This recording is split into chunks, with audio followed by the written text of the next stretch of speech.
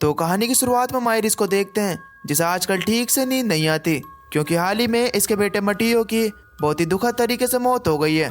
अब हुआ ये था कि ये फैमिली हाइकिंग पर गई थी और वहाँ पर इनकी लापरवाही कह लो या फिर ये कह लो कि किसी गलती की वजह से मटियो पहाड़ी से नीचे गिरकर मारा गया और यही गिल्ट उसे आजकल खाई जा रही है। उसके अंदर एक जंग चल रही है और वो मटियो की मरने की वजह अपने आप को मानती है। उसका मानना था कि अगर वो अपने बेटे पर ज़्यादा ध्यान देती तो उसका बेटा आज जिंदा होता। बस यही बचा है कि वो अपनी ज़िंदगी में घुट घुट कर जी रही है और वो अपनी इस घुटन वाली ज़िंदगी से बाहर निकलना चाहती है, जिसका फिलहाल में उसे सिर्फ एक ही रास्ता दिखाई दे रहा है और वो यह है कि जहाँ पर उसके बेटे मटियो की मौत हुई थी वो वहीं पर जाकर अपने आप को ही मार ले। आइरिस के दिमाग में कई दिनों से यही बातें चल रही थी और आज फाइनली उसने ये काम करने का ठान लिया है। अब सुबह सुबह वो अपने पेट पर से बिना आवाज करे उठी ताकि उसके हस्बैंड को पता न चल जाए। इसके बाद उसने मटियो का एक टॉय लिया और साथ ही साथ में एक चाकू। अब वो अपने फ़ोन को ही घर पर छोड़कर इसके बाद ही अपनी कार को ड्राइव कर कर उस स्टेट पार्क में पहुंच गई जहां पर यह घटना हुई थी। जिस जगह पर से मटियो गिरा था उस जगह के एक पेड़ के पास वहां पर आइरिस ने एक मेमोरियल बना रखा है मटियो के लिए। उस दिन हुआ कुछ यूँ था कि जब ये तीनों लोग ट्रिप पर आए थे तो मटियो लकड़ियाँ ढूंढने के लिए गया था। वो काफ़ी ज़्यादा एक्साइटेड था, जैसे कि नॉर्मली बच्चे होते ही हैं। उसने आइरिस को बोला था कि मैं 1 मिनट के अंदर लकड़ियाँ जमा कर लूँगा। आइरिस ने उससे शर्त लगाई कि तुम 1 मिनट में ऐसा नहीं कर पाओगे। अब ये कहने के बाद ये अपने कुछ काम करने के लिए चली गई और तब बस 1 मिनट वाली जल्दबाजी के चक्कर में मटियो पहाड़ी से नीचे जा गिरा। अब इसे दुख तो है ही, लेकिन इस बात की गिल्ट भी है कि इसने अपने बेटे को चैलेंज कर कर खुद ही उसे मौत के मुंह में ढकेल दिया। इसलिए मुझे भी जिंदा रहने का कोई भी हक नहीं है। अब वैसे तो ऐसा कर कर अपने हस्बैंड को चीट कर रही है, लेकिन ये आगे करे भी क्या, क्योंकि एक दिन कर कर ये पूरी तरीके से ख़त्म होती चली जा रही है। इसके दिमाग में हमेशा से यही बातें चलती रहती हैं कि इसने अपने बेटे को मार दिया और बस इन्हीं सभी बातों को लेकर यहाँ पर ये अपने आप को आज़ाद करने के लिए आई है। अब डर तो इसे लग रहा था, लेकिन पीछे हटने के लिए भी तैयार नहीं है। आइरिस किसी तरीके से हिम्मत कर कर पहाड़ी के कोने पर जा पहुंची। अब बस उसे एक कदम बढ़ाना था और उसके बाद सब कुछ खत्म। अब आखिरी सांस भी उसने भर ली थी, लेकिन इससे पहले कि वो वहाँ से कूद पाती वहाँ पर एक आदमी आता है जो कि अपना नाम बताता है रिचर्ड। वो वहाँ पर आइरिस के साथ बात करना चाह रहा था, लेकिन आइरिस तो एकदम चुप थी।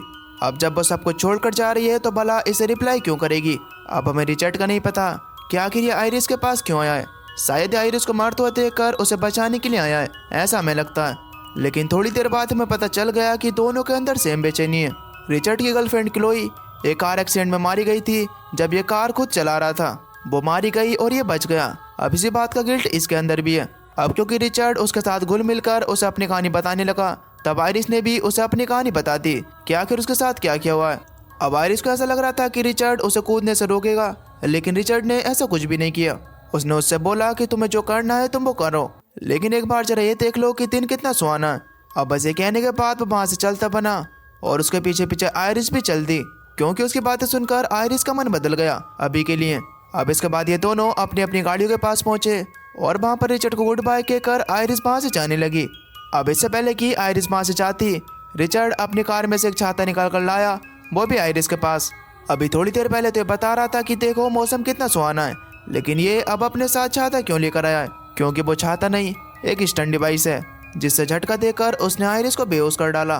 खैर अब इसके बाद जब आइरिस को होश आया तो उसने खुद को रिचर्ड की गाड़ी की बैक सीट पर बंधा हुआ पाया और उसे रिचर्ड अपनी गाड़ी से कहीं पर लेकर जा रहा था। अब जैसे तैसे कर कर वो अपनी पोस्ट से पुलिस को कॉल करना चाह रही थी, लेकिन ऐसा वो कर नहीं पाए क्योंकि ना तो उसके आसपास सिग्नल थे और ना ही उसके पास उसका फ़ोन था। और वहाँ पर रिचर्ड उसे बड़ी आराम से देख रहा था, क्योंकि वो पहले से ही जानता था कि आइरिस ऐसा ट्राई जरूर करेगी और तो उसे ये भी पता था कि इसके बाद वो ये भी बोलेगी कि मुझे यहाँ से जाने दो, मेरा हस्बैंड तुम्हें नहीं छोड़ेगा। अब रिचर्ड के एक्सपीरियंस से पता चलता है कि वो पहले भी कई लड़कियों के साथ ऐसा कर चुका है, आइरिस कोई पहली नहीं है। अब वो सब कुछ आइरिस के बारे में तो जानता था, लेकिन उसे अभी तक ये नहीं पता था कि आइरिस की पॉकेट में एक चाकू है। आइरिस ने बड़ी सावधानी के साथ अपना चाकू निकाला और चाकू से अपने हाथों की रस्सी को काटते हुए रिचर्ड से बातें करने लगी, ताकि जो भी छोटी मोटी आवाज़ हो वो उसकी बातों के साथ दब जाए। अब यहाँ पर रिचर्ड भी बातों में बह गया। उसने आइरिस को बता दिया कि जंगल में मेरा एक कैबिन है और मैं तुम्हें वहीं पर लेकर जा रहा हूँ, पूरा वीकेंड हम दोनों साथ में बिताएंगे। और यहाँ तक कि उसने ये भी बता दिया कि तुम पहली नहीं हो। अब जिस बीच रिचर्ड अपना प्लान रिवील कर रहा था, उस बीच आइरिस ने अपने हाथों को फ्री कर कर रिचर्ड के ऊपर हमला कर दिया, जिस वजह से रिचर्ड का कार के ऊपर से बैलेंस हट गया और कार सीधा एक पेड़ में जाकर ठुक गई। अब गाड़ी के इतनी तेज से टकराने के बाद रिचर्ड को थोड़ी बहुत चोट आ गई थी। अब मौका देखकर आइरिस वहां से भाग रही थी, लेकिन पीछे से रिचर्ड ने उसे पकड़ लिया। तब आयरिस भी बदले में सीट बेल्ट से उसका गला घोटने लगी, लेकिन रिचर्ड तो एक बार फिर से फ्री हो गया सीट को पीछे करके। यहाँ पर इन दोनों के बीच में बहुत देर तक स्ट्रगल चला और इसके बाद ये दोनों किसी तरीके से कार से बाहर निकले। अब इससे पहले कि रिचर्ड खड़ा हो पाता, आयरिस ने अपने पैर भी फ्री कर लिए। अब जल्दी जल्दी करके आयरिस वहां से भाग ही रही थी कि इतने में रिचर्ड उसके सामने आ गया। रिचर्ड भी उसे देखकर हैरान था कि पहले तो ये मरने आई थी, लेकिन अब ये खुद ही तैयार नहीं है, लेकिन मरना तो पड़ेगा और कोई ऑप्शन है ही नहीं। अब वो फाइनली रिवील कर देता है कि तुम अगर बच के भागना भी चाहोगी तो भाग नहीं पाओगी, क्योंकि मैंने तुम्हारी बॉडी में एक पैरालाइज इंजेक्शन इंजेक्ट कर दिया है, जो कि 20 मिनट बाद तुम्हारी बॉडी को पूरी तरीके से पैरालाइज कर देगा। और ये पूरा प्रोसेस धीरे धीरे होगा। पहले हाथ काम करना बंद करेंगे और फिर पैर, और धीरे धीरे आवाज़ भी निकलना बंद हो जाएगी। इसका मतलब यह है कि तुम चाहकर भी अपने बचाव में कुछ भी नहीं कर पाओगी। अब इतना सुनते ही आयरिस जल्दी से जंगल की तरफ भाग गई, क्योंकि अगर रिचर्ड सच बोल भी रहा है तो उसकी यही कोशिश रहेगी कि जितना हो सके वो उससे दूर निकल जाए। अब भागने के चक्कर में उसका चाकू भी वहीं पर गिर गया। रिचर्ड ने उससे बोला था कि अगर तुम भागने की कोशिश करोगी तो तुम्हारा प्रोसेस और तेजी से होगा, लेकिन उसके पास दूसरा कोई ऑप्शन था ही नहीं। वो लगातार वहां से भागी जा रही थी और रिचर्ड भी बड़ी आसानी के साथ उसका पीछा कर रहा था। खैर अब कुछ ही देर में उसके हाथ उसका साथ छोड़ने लगे, यानी कि इसका मतलब यह है कि रिचर्ड सिर्फ उसे डरा ही नहीं रहा था, वो उससे सच बोल रहा था। तब जाकर उसने अपनी वॉच में 20 मिनट का टाइमर लगाया, ताकि उसे भी अंदाजा रहे कि उसके पास कितना टाइम है। अब धीरे धीरे कर पैर भी सुन होने लगे, लेकिन जैसे तैसे कर वो अपने पैरों को भी आगे खिसकाने लगी। लेकिन कुछ ही मिनटों बाद उसकी ऐसी हालत हो गई कि वो रेंगने पर आ गई। इधर दूसरी तरफ रिचर्ड भी उसका पीछा कर रहा था और इसे ढूंढ रहा था कि कभी एक जगह पर रुके और मैं इसे उठाकर अपने साथ लेकर जाऊं। अब आयरिस रिचर्ड से बचने के लिए एक सही सी जगह देखकर वहां पर छुप गई और रिचर्ड उसे ढूंढ भी न पाता अगर चींटियां उसके ऊपर हमला ना करती। वो चींटियों को भी जैसे तैसे कर झेल रही थी, लेकिन अब जब चींटियां उसकी नाक और कान में जाने लगी तो उसकी चीख निकल गई और बस इसी वजह से रिचर्ड ने उसे देख लिया। लेकिन इससे पहले कि रिचर्ड उसके पास आ पाता, आयरिस जैसे तैसे कर एक पास ही में चल रही नदी में कूद गई। हालांकि इस चीज में भी उसे जान का खतरा था, लेकिन ये रिस्क उसे लेना पड़ा। अब पानी के साथ बहते हुए वो जैसे तैसे कर किनारे तक पहुंच गई। इसके बाद उसने फिर से रेंगना शुरू किया, लेकिन अब उसके 20 मिनट पूरे हो चुके थे। वो बॉडी से पूरी तरीके से लाचार हो चुकी थी। अब उसकी आवाज भी गई और सांस भी बड़ी मुश्किल से आ रही थी। अब आयरिस पूरी तरीके से बेबस है और थोड़ी देर में रिचर्ड उसे जैसे तैसे कर ढूंढ ही लेगा। लेकिन आयरिस की किस्मत उसके साथ है। वो वहां पर जहाँ पर पड़ी थी वो एक फार्म था, जहाँ पर बिल नाम का आदमी अपनी घास की कटाई कर रहा है। आयरिस को उसके अंदर अपनी उम्मीद की किरण नजर आ रही थी, लेकिन एक डर उसको ये भी था कि कहीं ये मशीन मेरे ऊपर ही न चढ़ा दे, क्योंकि चिल्ला तो सकती नहीं। बस यही प्रे कर रही थी कि जैसे तैसे कर उसकी नज़र उस पर पड़ जाए। और वह भी बिल्कुल ऐसे ही। बिल ने उसे देख लिया, क्योंकि घास इतनी बड़ी नहीं थी कि इतनी बड़ी लड़की दिखाई न दे। बिल ने उसके पास जाकर उससे सवाल पूछने शुरू कर दिए कि तुम कौन हो और तुम कहाँ से आई हो और तुम कुछ जवाब क्यों नहीं दे रही। अब आयरिस बेचारी कोई भी रिस्पॉन्स नहीं दे पा रही थी। इसे कौन बताए कि इसे पैरालाइज का इंजेक्शन लगा हुआ है। अब भले ही चाहे पूरी बॉडी पैरालाइज हो, लेकिन आंखें अभी भी उसकी एक्टिव थी। अब वो हाँ ना का जवाब अपनी आंखों से ही दे रही थी। अब बिल भी समझदार था, इसलिए वो समझ गया कि जरूर इसके साथ कुछ न कुछ गड़बड़ है। अब उसने अपने सारे सवालों के जवाब ऐसे ही हाँ ना में ले लिए, पलक झपकवा के। हाँ के लिए एक बार पलक झपकाए और ना के लिए 2 बार। अब बिल को पूरी तरीके से समझ में आ चुका था कि आयरिस को मदद की जरूरत है, तो बिना कुछ देरी किए आयरिस को उठाकर वहां से अपने कैबिन में ले गया। अब बस उसे जल्दी से पुलिस को कॉल करना था, लेकिन इतने में दरवाजे पर आ गया रिचर्ड। वो भी एक्टिंग करता हुआ। वो बोल रहा था कि हमारी कार क्रैश हो गई थी और उसके बाद से मेरी वाइफ नहीं मिल रही, मेरा फ़ोन भी खो चुका है, और क्या तुम मेरी मदद कर दोगे? क्या तुमने यहाँ पर आसपास किसी लड़की को देखा है? अब बिल को तो उसकी बातों पर बिल्कुल भी यकीन नहीं था, इसलिए मैं बोला कि तुम बाहर रुको। अब दरवाजा बंद करके वो पुलिस को कॉल करने लगा, लेकिन इतने में रिचर्ड अपने आप अंदर घुस आया। अब वो बहाने से पूरे कैबिन को ढूंढ रहा था, लेकिन आखिर में वो जिस काउच पर जाकर बैठा उसी काउच के नीचे आयरिस थी। उसे पता भी नहीं चला।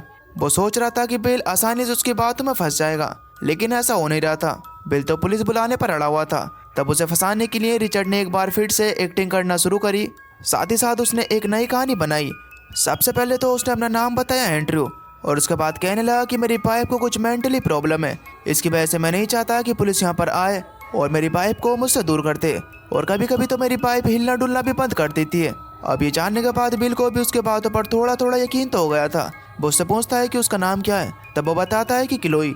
अब पूरी कहानी सुनने के बाद बिल ने रिचर्ड के ऊपर भरोसा कर लिया। अब वो रिचर्ड को बताने वाला था कि आयरिस काउच के पीछे पड़ी है, लेकिन इतने में वहाँ पर रिचर्ड का फ़ोन बजने लगा, जिससे कि बिल समझ गया कि ये आदमी तो भरोसे करने लायक ही नहीं है। क्योंकि अभी अभी थोड़ी देर पहले उसने उससे बोला था कि मेरा फ़ोन तो खो चुका है।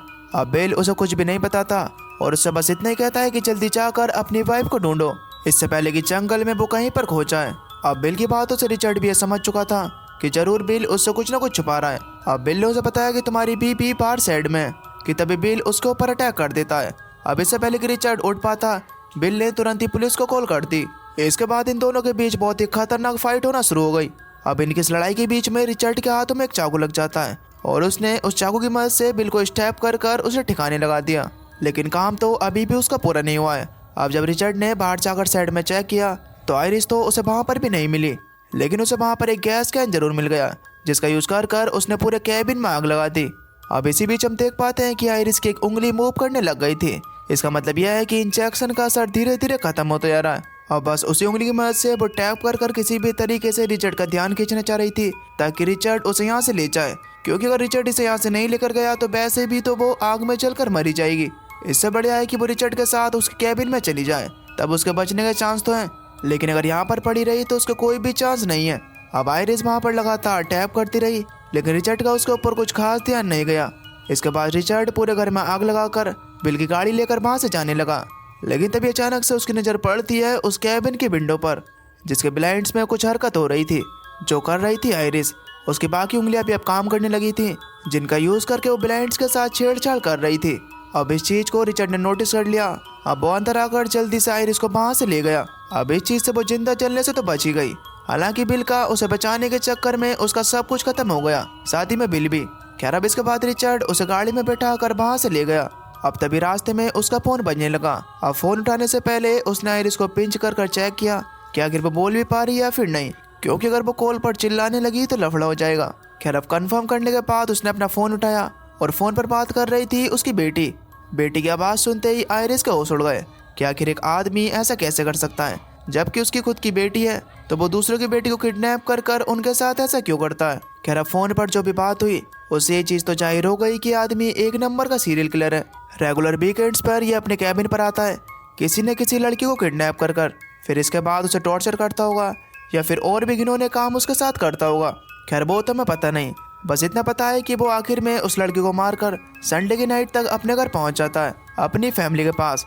अब ये उसका एक रूटीन बन चुका है, वो हर वीकेंड पर ऐसा लड़कियों के साथ करता है और धीरे धीरे वो इसी तरीके से आगे बढ़ता चला जा रहा है। खैर फोन पर उसकी वाइफ उससे कंप्लेंट कर रही होती है कि तुम आजकल हमें ज़्यादा टाइम नहीं दे रहे हो, हमें किसी भी तरीके से तुम्हारे साथ ज़्यादा से ज़्यादा टाइम स्पेंड करना है, इसी वजह से हम तुम्हारी कैबिन पर ही आ रहा है।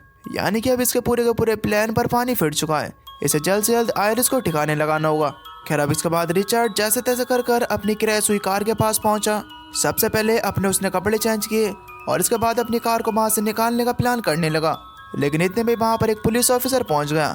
अब उस पुलिस ऑफिसर ने वहां पर रिचर्ड से सवाल पूछे कि तुम्हारी गाड़ी को क्या हुआ है और आखिर तुम्हारे सर पर चोट क्यों लगी हुई है। तब रिचर्ड उसे एक और झूठी कहानी बताने लगा, लेकिन पुलिस ऑफिसर तो उससे लगातार सवाल पे सवाल पूछ रहा था। तब आखिर में रिचर्ड अपनी असलियत पर आ गया। एक बड़े से हुक से उसे मार मार कर उसके हेड को क्रश कर डाला।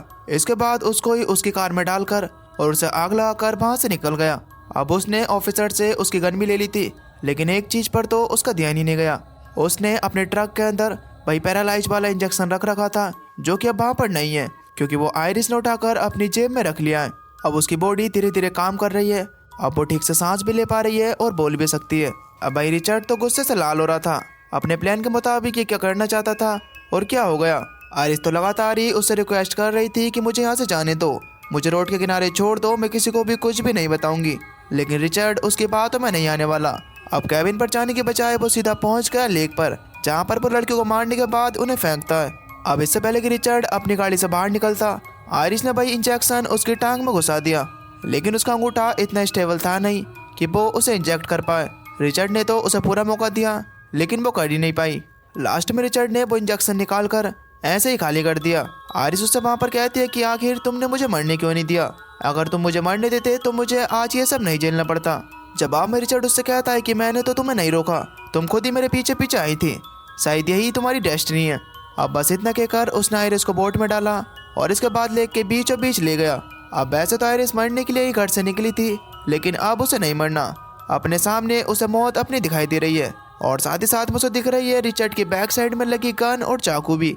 अब इसके बाद आयरिस ने रिचर्ड वाला पैंतरा उसके साथ ही खेल दिया। वो उससे रोते हुए कहने लगी कि मारने से पहले मुझे एक बार मेरे बच्चे की निशानी दिखा दो जो कि मेरी जेब में है, प्लीज उसे निकाल कर मुझे दिखाओ। अब जैसे रिचर्ड उसके पास आया तो वो भी असलियत पर आ गई। उसने उसका चाकू निकाल कर उसकी गर्दन के आर पार कर दिया। अब रिचर्ड ने गन से उसे शूट करना तो चाहा, लेकिन आयरिस ने बोट को हिलाकर उसे नीचे गिरा दिया और गन गिर गई वहीं पर बोट में।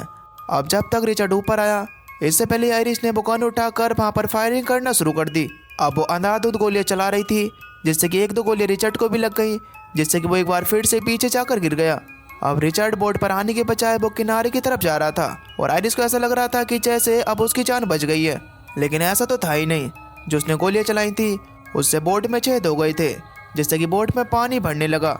अब देखते ही देखते बोट पानी में डूब गई और साथ में आयरिस भी। लेकिन अब उसकी बॉडी पूरी तरीके से काम करने लगी थी, जिसकी वजह से वो किसी तरीके से तैर कर उसने अपनी जान बचा ली। इधर दूसरी तरफ रिचर्ड भी किनारे पर पड़ा हुआ तड़प रहा था। इसके बाद आयरिस रिचर्ड के पास गई और इसके बाद उसे मरते हुए छोड़कर वहां से चली गई।